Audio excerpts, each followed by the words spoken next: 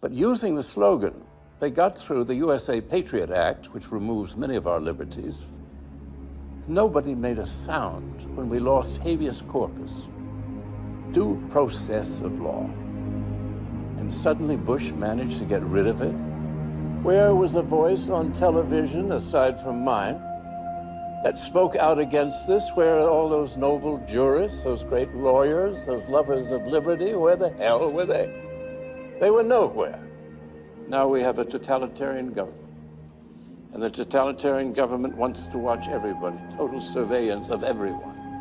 They listen to the telephone conversations. They look at your credit cards. They look where you travel. We are totally policed. This is contrary to everything in our Constitution.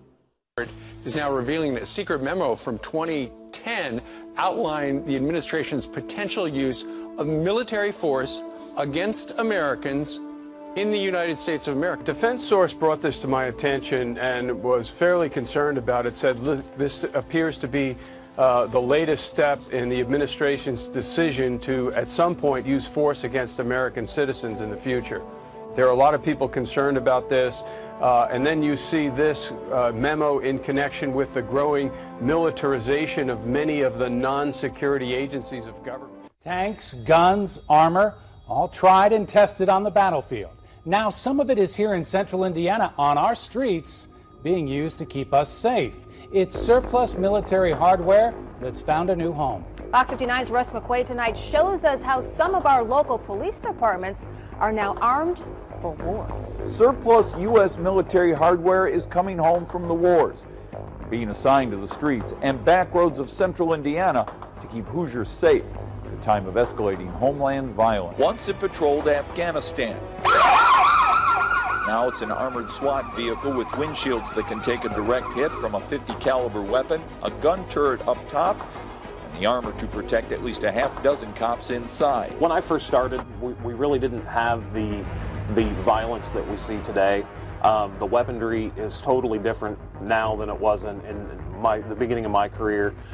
Plus, you have a lot of people that are coming out of the military that have the ability and the knowledge to build IEDs and to defeat law enforcement techniques. This is Congressman Hank Johnson. Georgia Congressman Hank Johnson is worried about Pentagon spending and small-town cops who have acquired helicopter parts and boats and bayonets and guns they don't need or can't keep track of, and he's ready to write clampdown legislation. We've been reporting about this all along. Police are arming themselves to fight against your average American citizen, conservatives, patriots, and definitely returning military. Why aren't people seeing this? Well, perhaps because their local news stations are massaging it into their brain that this is completely normal. According to the Pennsylvania State Supreme Court, police officers no longer need warrants to search a person's vehicle. The Pennsylvania Supreme Court ruled 4-2 that police officers can search a vehicle without a warrant. Critics say the ruling gives too much power to police and will infringe on citizens' privacy. Spokane County Sheriff Ozzie Knezovich is speaking out now about a video that's circulating the internet. It shows one of his deputies saying big military equipment is needed to handle the so-called constitutionalists in our area. We've got a lot of constitutionalists and a lot of people that stockpile weapons. The comment only lasted seconds, but it was long enough to make its rounds online. A Spokane Valley deputy saying the department's SWAT vehicle is needed because of constitutionalists who stockpile weapons and ammunition. I mean, we've got a lot of constitutionalists and a lot of people that stockpile weapons. I was shocked. I was appalled. I couldn't believe that a deputy would make that kind of a comment. It's video that's painful to watch, showing a 23-year-old muscled-up Victoria cop throwing a 76-year-old man onto the hood of a police car, then tackling him to the ground, and then shooting him with a taser gun twice. And while he had threatened no one, not even himself, SWAT kicked in his door, launched a stun grenade into the bathroom, and stormed in, according to Chadwick, without announcing their identity. So while I had my hands up naked in the shower, they shot me with a 40mm non-lethal round, pinned me against the wall, and proceeded to beat the crap out of me. A month ago, 3 years after the SWAT raid, a jury found Chadwick not guilty of interfering with police.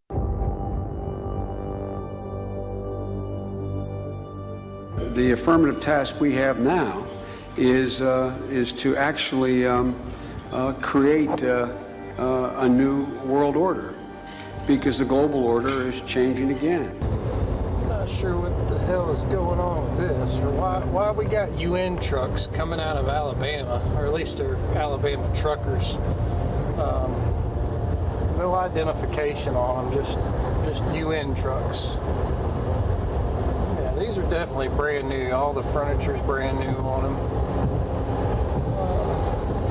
There is a new worry on our southern border tonight, with border agents overwhelmed by this huge recent surge in illegal immigrants. The cartels are now taking advantage. Megan, let me just say this. What I've watched over the last few days is so problematic that what I'm about to say on your show is the most important thing I've ever said on your show. We have so many problems facing this country. We know them all, especially the major ones: joblessness, welfare, national security, so on and so on. And as I stood on that border and I watched those cartels drag over all the things they did, I went over to the bus depots and watched thousands upon thousands of illegal aliens be bussed around almost as if they were at Disneyland, being sent off to somewhere USA.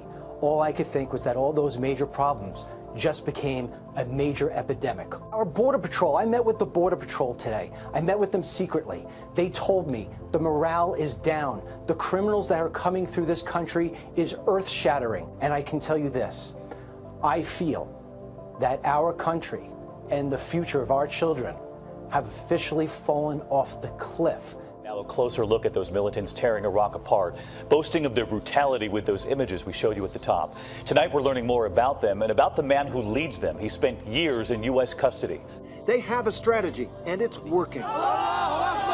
They use social media as a weapon. Many of the images in this story come from accounts associated with ISIS and can't be verified. Leader of ISIS, Abu Bakr al-Baghdadi, was in U.S. custody in Iraq for 4 years. When he was released in 2009, his parting words to U.S. troops, "I'll see you in New York."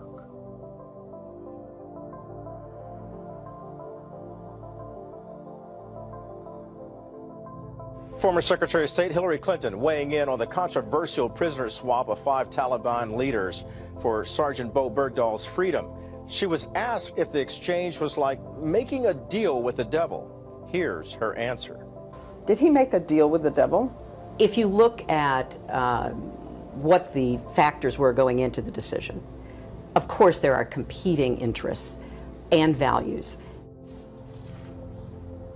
I'd like to say to Bo right now, who's having trouble speaking English, Bismillah ar-Rahman ar-Rahim, Zayabayem. I'm your father, Bo.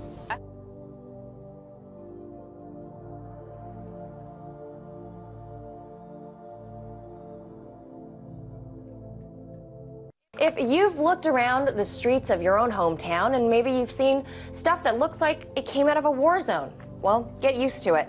A new report by the ACLU finds that police forces throughout the U.S. are arming their law enforcement agents with weapons and tactics of war. Weapons and equipment that's specifically designed for the war zone is flooding into local police, and so when they have it, they're going to want to use it. When police officers are looking like looking like soldiers, acting like soldiers, they're going to start to see everyone around them as an enemy instead of people to protect and to serve. And so that sort of keeps the cycle going of violence. And what we've seen is that specifically through this 1033 program, which that's the Department of Defense program that transfers weapons and vehicles and all this equipment to police departments for free, this is reaching every state, all 50 states, 4 U.S. territories. Almost $5 billion worth of equipment has been handed out since this program was enacted. We see that no one is really safe from this. A newly released report from the ACLU claims police departments across the country, including here in New Mexico, are acting too much like the military. The report calls out police for using military gear and SWAT crews in situations that don't require them. As federal agencies stand down to what can only be described as a total collapse of our borders, the United Nations is preparing for a massive civil breakdown right here in the U.S. And they have accelerated their plan for global gun confiscation after the imminent collapse of our country, even going so far as posting job offers for commanders who will be trained to seize guns, and I quote, from the civilian population. Oh man, we've been warning you about this for a long time. We've shown you the official documents. I mean, this is what the UN does. They've done it worldwide, and I guess they think we are next. A posting on the United Nations Career Opportunities page announces a vacancy for the position of Disarmament, Demobilization, and Reintegration Officer under the UN's Department of Peacekeeping Operations in New York.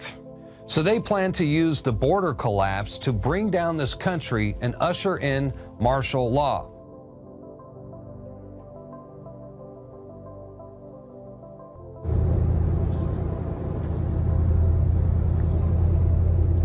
Here in Dallas-Fort Worth, Texas, riding down 183, we've got armored UN vehicles.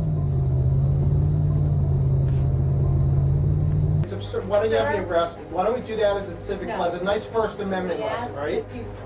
It's absurd, but everybody's playing around about what the content of this is. Nobody's talking about censoring the book. Nobody's talking about banning the book or burning the book or anything. Would you please be respectful of the other people? Like you're respectful of my daughter, right, and my children. That you had that you put this book out with the notice. Why don't we read the notice that was put out? Why do we ask? Would anyone else like to speak? Because I violated 2-minute rule. Would anyone else like to be recognized? Is somebody in the back? This is ridiculous. My name is Gail Brunt. I'm sorry. Gail Brunt. Can you state your address, please? Whitehurst.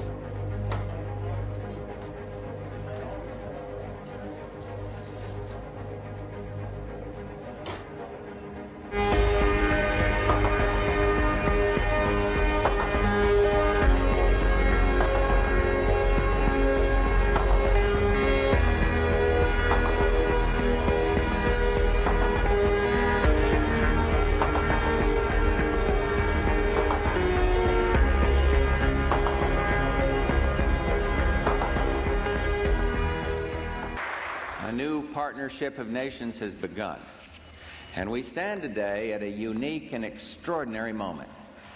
The crisis in the Persian Gulf, as grave as it is, also offers a rare opportunity to move toward an historic period of cooperation. Out of these troubled times, our fifth objective, a new world order, can emerge, a new era, freer from the threat of terror, stronger in the pursuit of justice, and more secure in the quest for peace. We have before us the opportunity to forge for ourselves and for future generations a new world order, a world where the rule of law, not the law of the jungle, governs the conduct of nations. When we are successful, and we will be, we have a real chance at this new world order, an order in which a credible United Nations can use its peacekeeping role to fulfill the promise and vision of the UN's founders. A shakeup at the highest levels of the U.S. military. A top general in charge of nuclear weapons fired, and this comes 48 hours after another top military commander was dismissed. Diane, these officers have some of the highest security clearances you can get and have been in charge of the nation's most sensitive nuclear arsenals. A stunning chain of events. Today, Michael Carey, the two-star general responsible for the nation's 3 intercontinental ballistic missile wings, fired from his command. The reason? Personal misbehavior on a military business trip. This comes just 48 hours after President Obama himself relieved the number 2 in command over the nation's nuclear arsenal over his suspected use of counterfeit poker chips. These follow an alarming string of general officers losing their jobs this year for inappropriate behavior, misconduct, or lack of leadership. 2 Marine Corps generals fired less than 2 weeks ago for not providing proper force protection in Afghanistan.